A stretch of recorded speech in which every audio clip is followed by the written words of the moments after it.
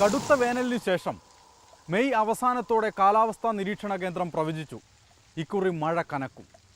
June ആദ്യ മാസം തന്നെ വരാനിരിക്കുന്നത് എന്താണെന്നുള്ളതിൻ്റെ സൂചന മഴ തന്നു തുടങ്ങി.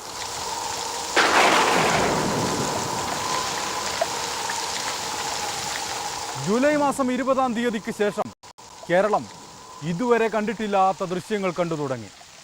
ആലപ്പുഴയ്ക്ക് പുറമെ കോട്ടയവും വെള്ളത്തിലായി.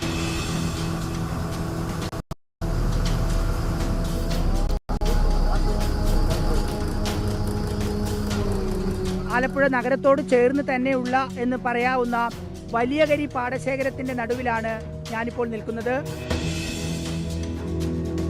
വരാനിരിക്കുന്ന അപകടത്തിന്റെ സൂചനകൾ പ്രകൃതി തന്നുകൊണ്ടേയിരുന്നു. നമ്മൾ ചിരിച്ചും കളിച്ചും തമാശയാക്കിയും ഓരോന്നും തള്ളിക്കളഞ്ഞു.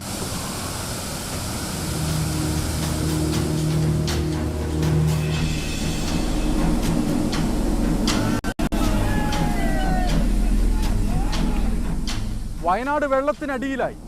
ഇടുക്കിയിലെ അണക്കെട്ടുകൾ മുഴുവനും നിറഞ്ഞു. കോഴിക്കോടിന്റെയും കണ്ണൂരിന്റെയും മലയോര മേഖലകളിൽ ഉരുൾപൊട്ടലുകൾ തുടർന്നുകൊണ്ടേയിരുന്നു. പ്രളയ ദുരിതത്തിലും ഉരുൾപൊട്ടലിലും തകരുന്ന വീടുകൾക്കൊപ്പം മണ്ണടിയുന്നത് ഒരായുസിന്റെ സമ്പാദ്യം കൂടിയാണ്. ഒരായുസ് മുഴുവൻ കഷ്ടപ്പെട്ടതാണ് ഇപ്പൊ ഈ കാണുന്നത് മുഴുവൻ. Aadhaar card, identity card, ration card, എന്റെ സ്ഥിരം കഴിക്കണം മരുന്നും കൂടി പോയി. സർവവും നഷ്ടപ്പെട്ട മനുഷ്യരുടെ നിലവിളികൾ പോലും കേൾക്കാനാവാത്ത വിധം മഴ ഒച്ചയോടെ പെയ്തു. പത്തനംതിട്ടയിലും എറണാകുളത്തും തൃശൂരും അപകടം വരാനിരിക്കുന്നതേ ഉണ്ടായിരുന്നുള്ളൂ.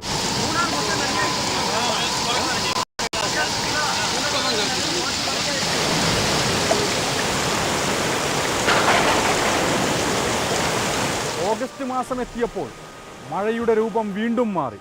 നിർത്താതെ പെയ്തു തുടങ്ങി. അണക്കെട്ടുകൾ നിറയാൻ തുടങ്ങി. 3 ദശാബ്ദങ്ങൾക്ക് മുമ്പാണ് ഇടുക്കിയിലെ അണക്കെട്ട് ഇതിനു മുൻപ് തുറന്നിട്ടുള്ളത്.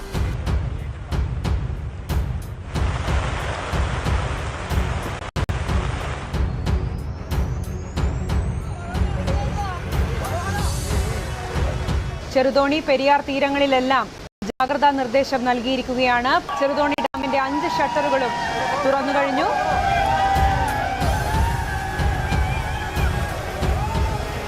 പമ്പ നിറഞ്ഞു. പത്തനംതിട്ട വെള്ളത്തിലായി. പെരിയാർ കരകവിഞ്ഞൊഴുകാൻ തുടങ്ങി. എറണാകുളം വെള്ളത്തിനടിയിലായി.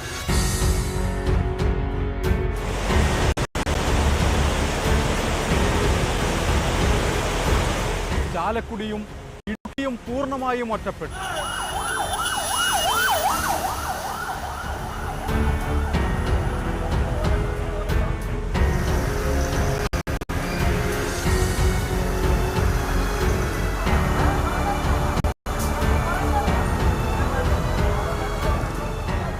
വയനാട്ടിൽ ദുരിതാശ്വാസ ക്യാമ്പുകളുടെ എണ്ണം കൂടിക്കൊണ്ടേയിരുന്നു.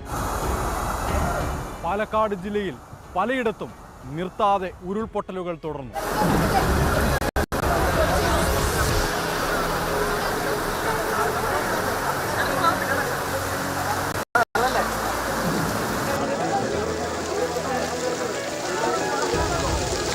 പ്രളയബാധിത മേഖലകളിലേക്ക് രക്ഷാപ്രവർത്തനത്തിന് പോവുകയാണ് നാവിക സേന.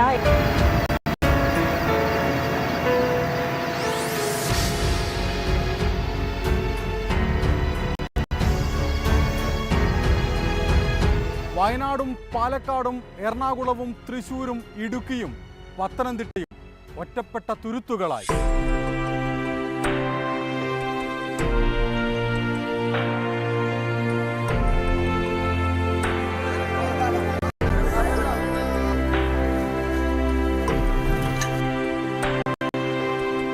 സർവപ്രതീക്ഷകളെയും വെള്ളം കൊണ്ടുപോയവരെ സഹായിക്കാൻ കേരളം കൈകോർത്തു.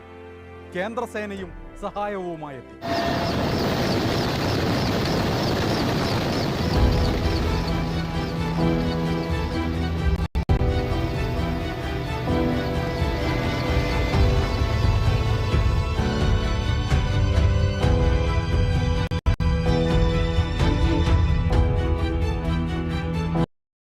കടിച്ച ആപ്പിളിൻ്റെ എംബ്ലം ഉള്ള ആപ്പിൾ ബ്രാൻഡ് ലോകമെമ്പാടും ഹിറ്റ്